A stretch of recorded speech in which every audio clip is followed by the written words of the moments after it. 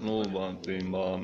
Kad god u Istri, Hrvatskoj vidite nove skupe aute koje voze bosanski muslimani, hercegovski Hrvati, kad god vidite Albance pune novca, Srpkinje sa najnovijim Porscheima, Mercedesima, možete znati da svi ti peru novac u vašim gradovima, i srpska i albanska narkomafija i muslimani.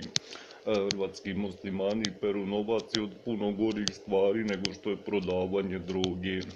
Nego morate znati da svi ti što peru novac i što imaju nove Mercedese, Porsche, BMW i puno novca, da su oni svi osumnjičeni za terorizam i pomaganje terorizma i pomaganje narkomafije.